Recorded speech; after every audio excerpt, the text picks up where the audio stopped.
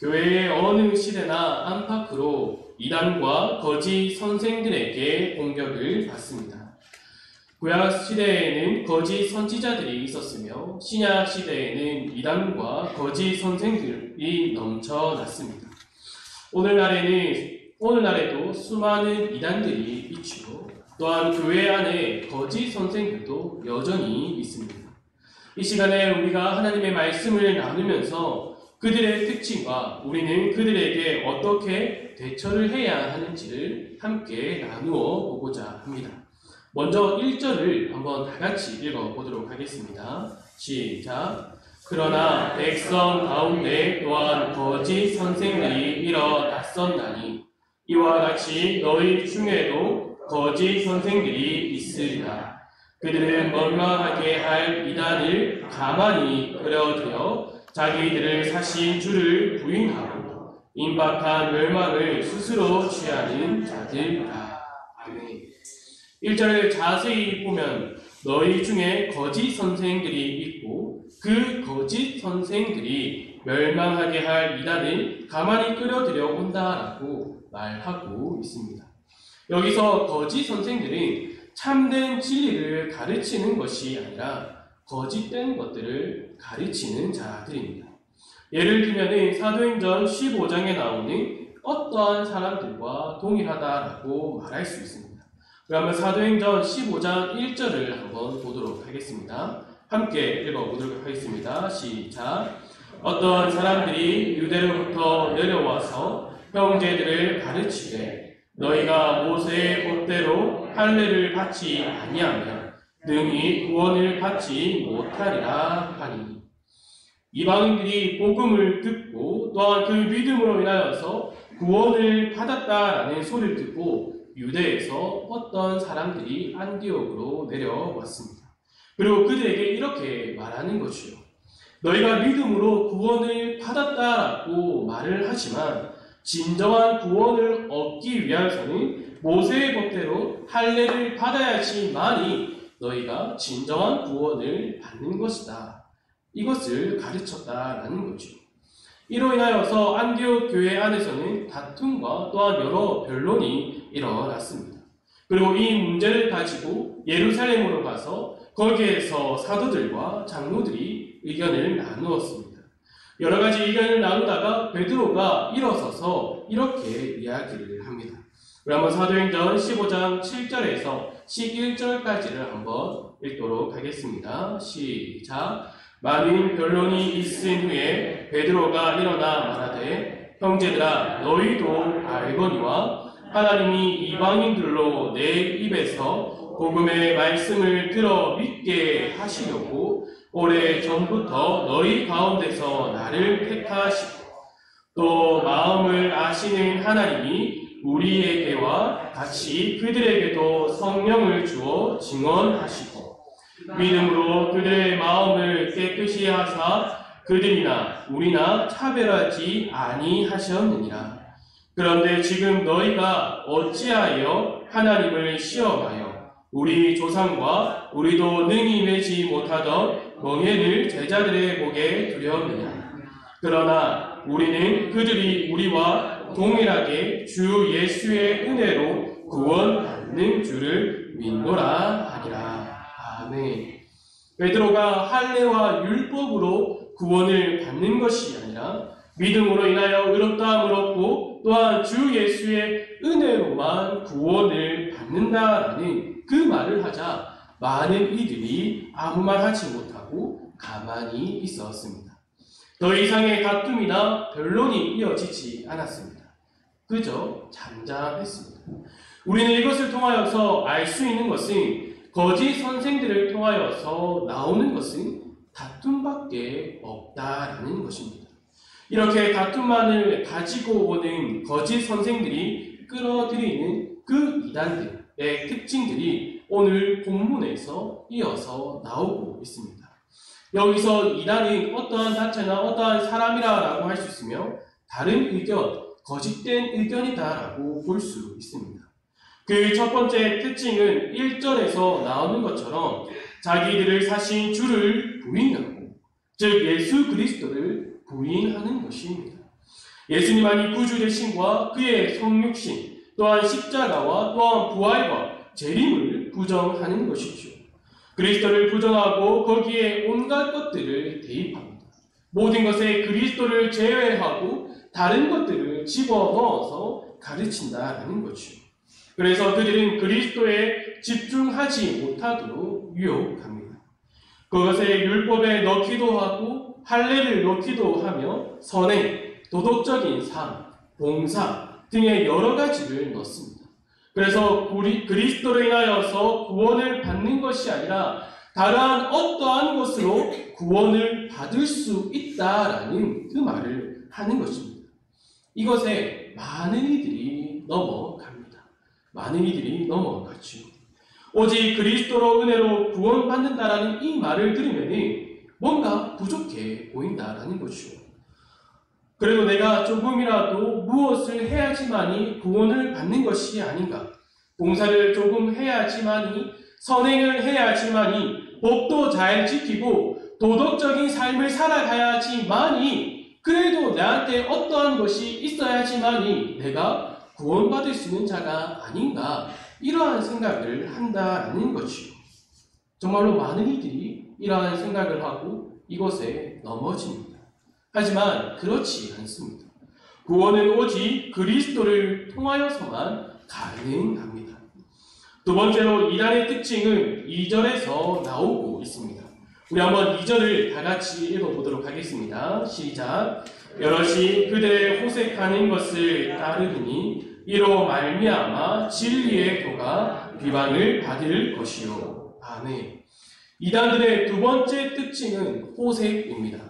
이 호색은 성적인 타락을 말하고 있습니다. 성경에서 이 호색은 육체의 일, 정욕과 늘 함께 등장합니다. 그래서 이 호색을 단순히 성적인 타락으로만 보아서는 안 되고 육체의 정욕을 따르는 것으로 확장해서 함께 살펴보아야 합니다. 이 육체의 정욕에 대해서는 데살로니가 전서에서 아주 자세히 우리에게 말해주고 있습니다. 데살로니가 전서 4장 1절에서 8절을 우리 한번 다 같이 읽어보도록 하겠습니다. 시작. 그러므로 형제들아 우리가 끝으로 주 안에서 너희에게 구하고 권면하노니 너희가 마땅히 어떻게 행하여 하나님을 기쁘시게 할 수 있는지를 우리에게 배웠으니 곧 너희가 행하는 바라 더욱 많이 힘쓰라. 우리가 주 예수로 말미암아 너희에게 무슨 명령으로 준 것을 너희가 아느니라. 하나님의 뜻은 이것이니 너희의 거룩함이라. 곧 음란을 버리고 각각 거룩함과 존귀함과 자기의 아내 대할 줄을 알고 하나님을 모르는 이방인과 같이 세욕을 따르지 말고 이 일에 분수를 넘어서 형제를 해하지 말라. 이는 우리에게 너희에게 미리 말하고 증언한 것과 같이 이 모든 일에 주께서 신원하여 주시니라. 하나님이 우리를 부르심은 부정하게 하심이 아니요 거룩하게 하심이니 그러므로 저버리는 자는 사람을 저버림이 아니요 너희에게 그의 성령을 주신 하나님을 저버림이라. 아멘. 육체의 정욕을 따르는 자들은 하나님을 모르는 이방인들과 같다라고 말하고 있습니다. 즉 이단들은 하나님을 모르는 이방인처럼 자신의 그 육체의 정욕만을 위하여서 살아가는 자들이다라고 말하고 있는 것이죠.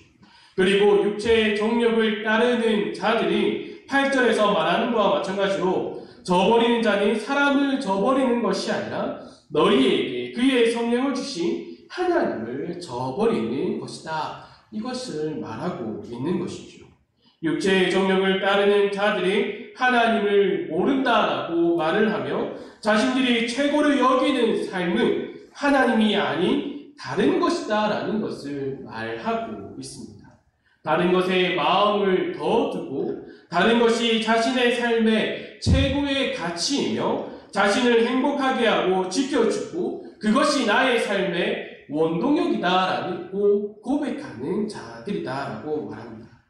이러한 호색과 육체의 종욕의 결과가 무엇이다라고 말하고 있습니까? 진리의 도가 비방을 받을 것이요, 진리의 도를 무시하고 헛들고 또한 우스갯소리처럼 여긴다라고 말하고 있습니다. 즉 예수 그리스도를 알려고 하지 않는다입니다. 우리는 이것을 중요하게 살펴보아야 합니다.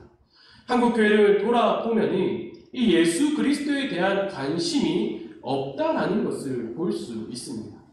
코로나19 바이러스로 인하여서 많은 교회가 예배를 영상으로 송출합니다.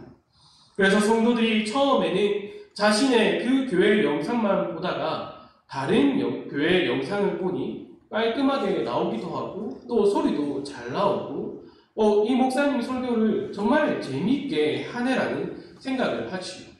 또 저번에 누가 어디 교회 목사님이 유명하니 한번 들어봐라 이런 말에 따라서 그 말에 따라 다른 교회 목사님의 설교를 듣기도 합니다.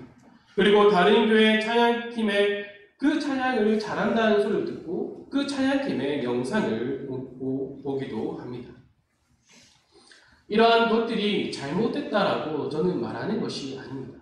그저 무분별하게 그것을 받아들이고 다른 어떠한 것들을 따라가는 것에 대해서 저는 지적하고 싶은 것입니다. 예수님에 대한 관심보다 다른 것들에 더 관심을 가진다는 것이요. 다른 것에 관심을 가지고 그것에 집중하여 살아간다는 것을 저는 말하고 싶은 것입니다.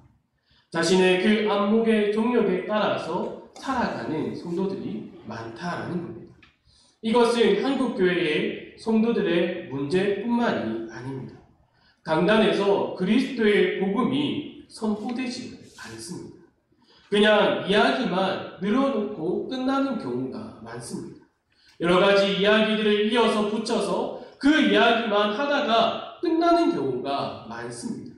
그리고 도덕적인 말들만 하고 끝나는 설교도 있죠. 듣기에 좋아하는 말만 하는 경우가 대부분입니다. 사랑하는 성도 여러분, 이단은 그렇게 거창한 것이 아닙니다. 강단에서 그리스도가 선포되지 않고 다른 말들이 선포되는 것이 바로 이단이다라고 말할 수 있습니다. 세상의 안목을 따라가고 자신의 그 정욕을 따라가는 그러한 모습들이 그 이단의 모습과 동일합니다. 우리는 이것을 경계할 필요가 있습니다. 이단의 세 번째 특징은 탐심입니다. 이것을 3절에서 이렇게 말하고 있습니다. 그들이 탐심으로써 지어낸 말을 가지고 너희로 이득을 삼으니 그들의 심판은 옛적부터 지체하지 아니하며 그들의 멸망은 잠들지 아니하느니라. 이단은 자신의 목적을 가지고 접근합니다. 그들의 목적은 크게 두 가지입니다. 앞서 살펴보았던 것처럼 호색, 육체의 정욕을 말하는 거죠. 그리고 오늘 이 3절에서 나오는 것처럼 탐심으로 인한 자신의 이익을 위해서 접근합니다. 그들은 자신의 이익을 위하여서 지어낸 말을 아주 유창하게 합니다. 그래서 많은 이들이 이 이단의 화려한 그 언변에 넘어갑니다. 이단에 넘어간 이들은 자신의 간이고 쓸개고 모든 것을 내어줍니다. 하지만 탐심은 이 이단들에게만 있다라는 것이 아님을 우리는 알아야 합니다. 이 탐심은 모든 사람에게 있습니다. 어떠한 이들은 이 탐심이 자본주의의 결과로서 만들어진 것이다라고 이야기를 하지만 탐심은 누구에게나 있는 마음입니다. 가난한 사람에게도 탐심이 있고 부자에게도 탐심이 있습니다. 세상 사람들에게도 탐심이 있으며 그리스도인들에게, 성도들에게도 탐심이 있습니다. 그리고 우리는 여러 매체와 일상에서 이 탐심을 부추기는 유혹을 받기도 합니다. TV에 나오는 광고들과 드라마, 영화, 이뿐만 아니라 우리가 즐겨가는 마트와 백화점, 그리고 은행에서도 우리 속에 있는 아주 바닥에 있는 그 탐심을 유혹하고 부추기기도 합니다. 특히 지금 이 시대에는 미래를 위한 저축이다라고 말하면서 주식이 젊은 이들의 탐심과 그 탐욕을 자극하고 있습니다. 이렇게 탐심과 탐욕은 멀리 있고 또한 세상 사람들에게만 있는 것이 아닙니다. 바로 여기 교회에도 있으며 또한 우리 마음속에 있음을 우리는 알아야 합니다. 그래서 바울은 자신이 사랑하고 아끼는 제자 디모데에게 이렇게 말을 합니다. 디모데전서 6장 5절입니다. 마음이 부패하여지고 진리를 잃어버려 경건의 이익을 방도로 생각하는 자들의 다툼이 일어나느니라. 아멘.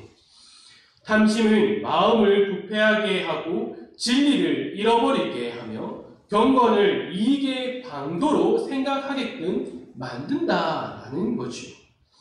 제가 잠시 호주에 있었을 때 저는 한인교회에 참여하지 않았습니다. 처음에 한인교회에 등록했다가 충격을 받아서 그 현지 교회에 등록하여서 신앙생활을 하고 있던 한 집사님이 이렇게 이야기해 주었습니다.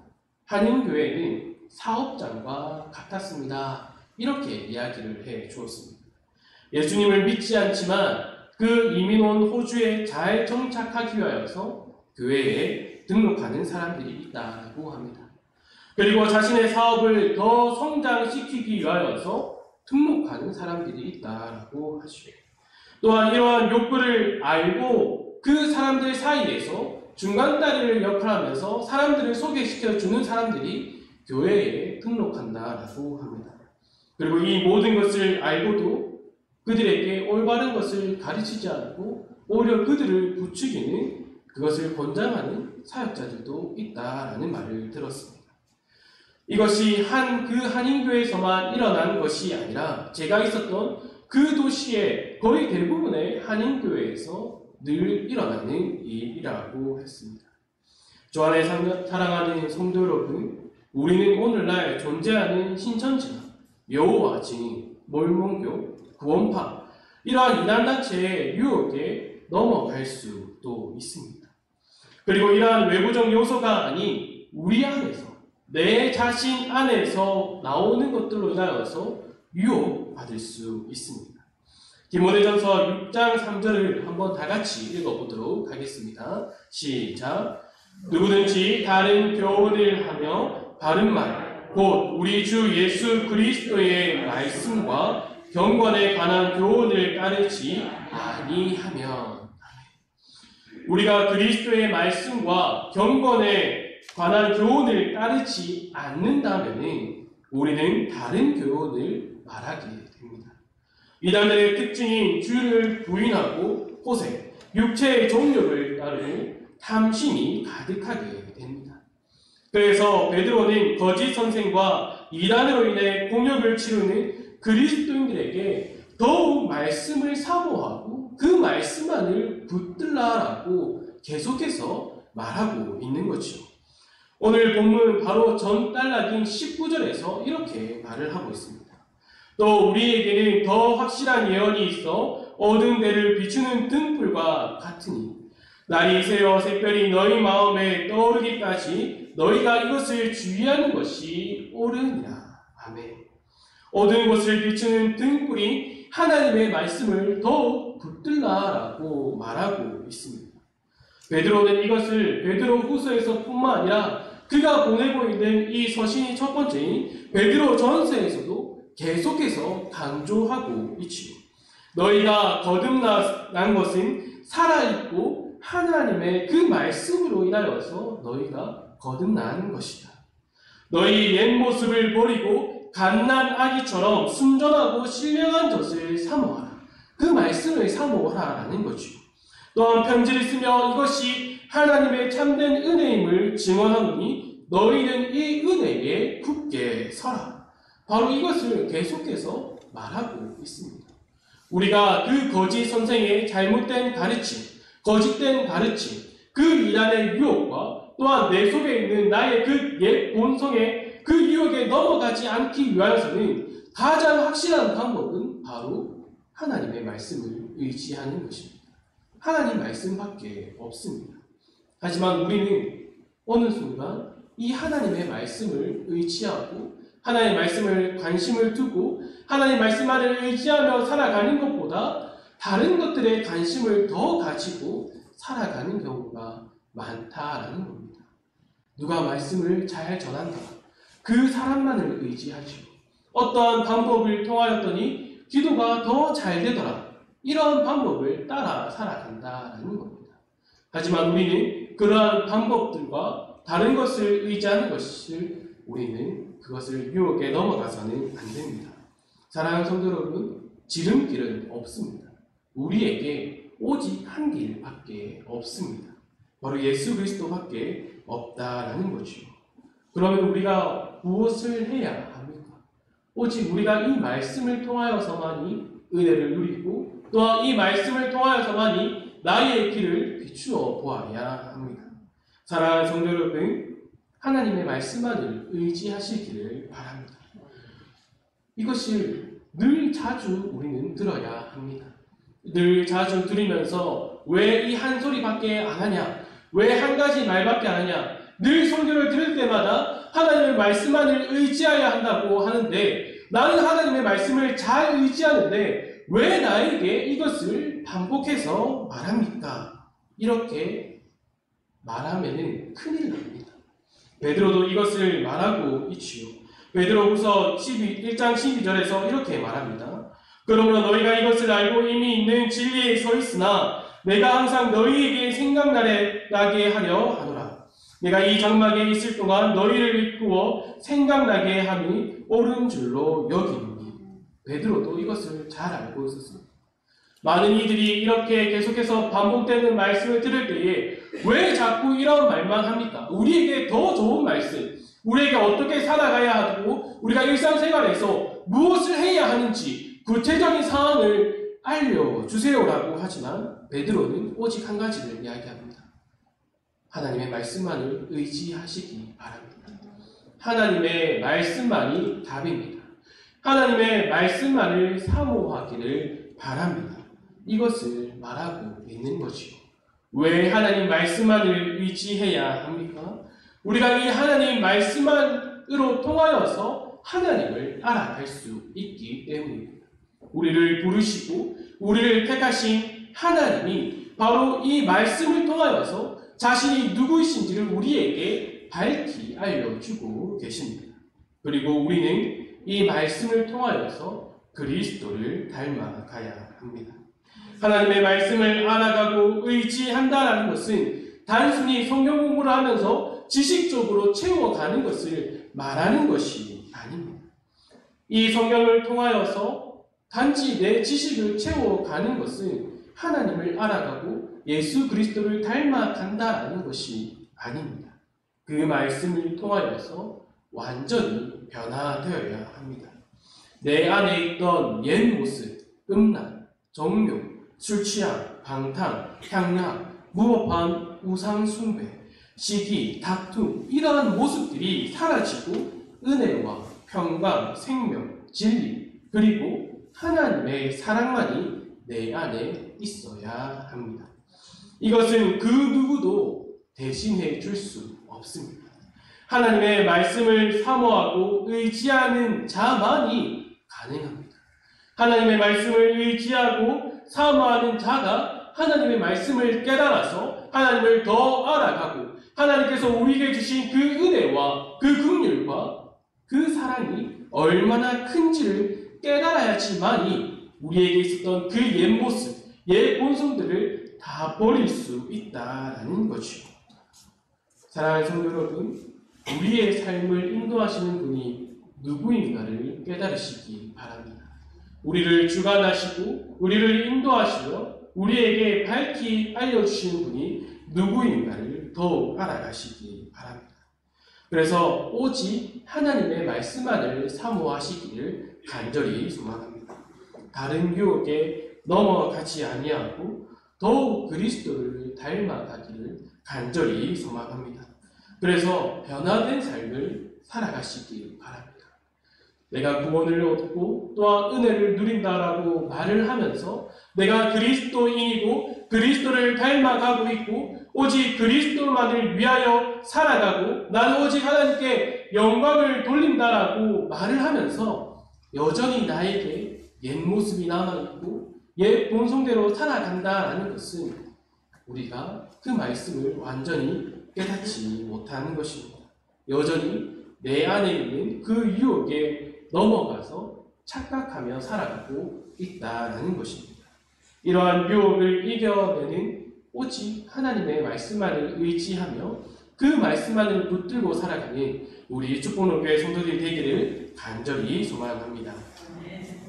아버지 하나님 감사합니다. 우리가 이 세상에 살아갈 때에 많은 유혹이 있습니다. 거짓 교훈들과 이단과 내 안에 있는 옛 본성에 날마다 유혹을 당합니다. 우리가 이 유혹에 넘어가지 않고 늘 깨어서 하나님의 말씀만을 붙들고 살아가도록 우리를 인도해 주시길 간절히 소망합니다. 우리에게 달고 오묘한 그 말씀을 깨닫게 해주셔서 하나님을 더욱 알아가고 그리스도를 닮아가며 날마다 주어지는 그 풍성한 은혜를 경험하며 살아가기 간절히 원합니다. 이 모든 것 예수님의 이름으로 기도드립니다.